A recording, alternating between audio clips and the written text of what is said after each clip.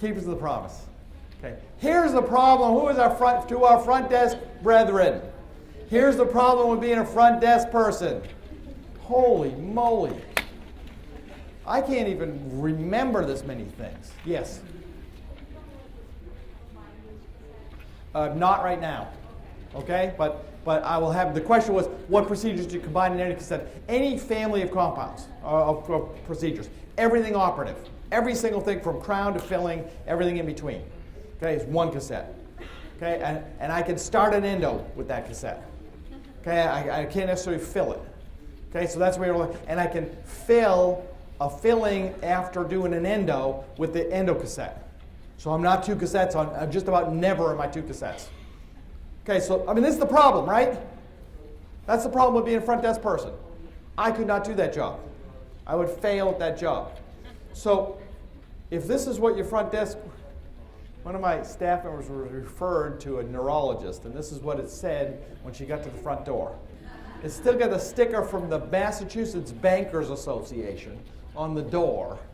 Okay, really? Okay, I'm going to let you do neurosurgery on me. Yeah, that's the place I'm going. So how many visits do you think she made to that place? Maybe 1. Okay, so know where you are and where you're going. Here's what you got to do with the front. You got to know where you are. You got to know what you're going to be, where you're going. Okay, so there's a lot of different pieces to this, and at each stage in this, the game is played differently.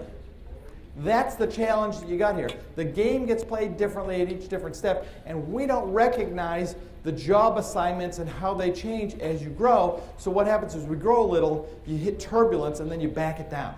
Then you grow again because you forgot, and then it's miserable again, and then you back it down.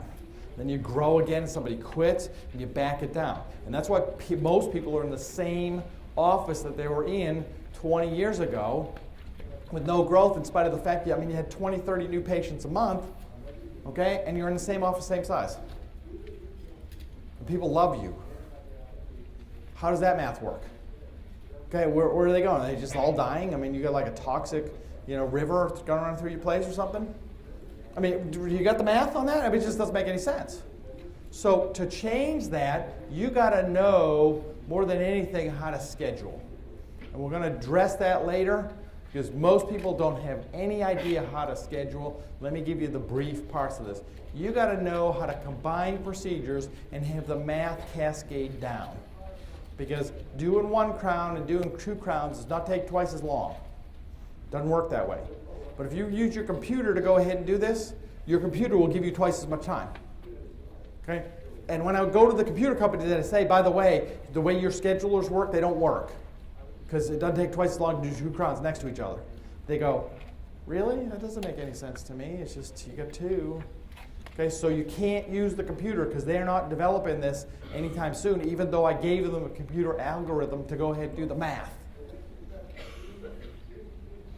Okay, I believe that scheduling is the biggest bottleneck to growth.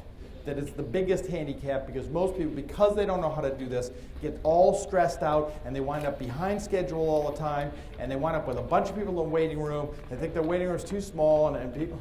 It's just a way to make everybody miserable. Staff, doctor, patients. Okay, so we're going to get to this later in the program. What you measure, you achieve. Again, we're on the front desk issues. If you don't measure what you're doing, then this is like t-ball. You play, at the end of the day, hopefully everybody gets ice cream, nobody learned anything, and everybody goes home. And then we'll repeat the process doing exactly the same thing the next day. Does that sound like a business plan? When you submitted that to your banker, we're not really going to learn anything. We're going to do the same thing every day. We're going to just kind of wing at it, okay? And hopefully it's going to be better today than it was yesterday.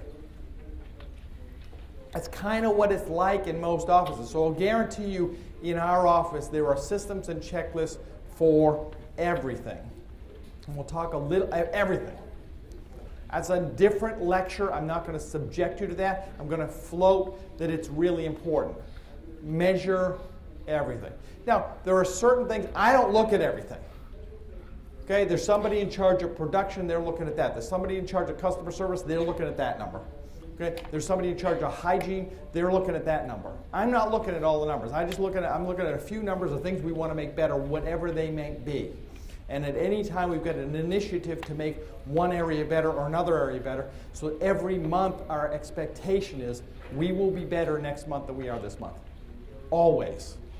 How do we do that? We do that using tools. Okay, this is called value stream mapping. Now I'm going to, before I was boring the doctors with sterilization, now I'm going to bore assistants with value stream mapping.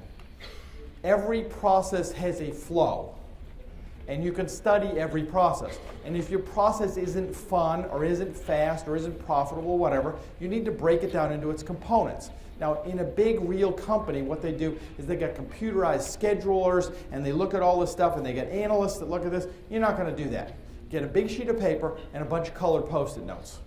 And all you need to do is you map out every different thing and the different ways, if you've got multiple doctors, the different ways that the different doctors do this, because what you're looking for is variance in the method and areas where it slows down, looking for the bottlenecks. Once you do that, we had hygienists that all were sure they did things the same way. Well, if they all did things the same way, this would be one continuous strip with no branches on it. So once they insisted that it was all the same way. Once we did that, we were able to go ahead and break open changes for them, and I think I will show you later how we tripled production and hygiene based on that. It wasn't my goal. I didn't even care.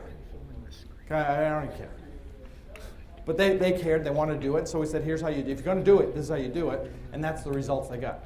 So value-added processes and non-value-added processes. We've talked about this already, so I don't want to dwell on it. The goal is minimize your non-value-added steps. Okay, here you go. We were at 59,000. This is 2009, when the staff came to me and said, we want to go ahead and increase hygiene production. Next month, 68. Next month, 91. Remember, I was happy with 60. I was totally cool with 60. Last time we were looking at that, we have double the size of the practice, but we're at 170 a month in hygiene. It's pretty good. Okay? I would go ahead, if you're interested in this more, because I'm not going to dwell on it. This is actually a great book. I had to read all the Japanese translations of all this to study this back when. So I was kind of hacked off when this book came out, because it's easy. It's an easy read, and it will help you work through improving your process. And cure insomnia. Okay, next thing, empty your drawers and gather your stuff.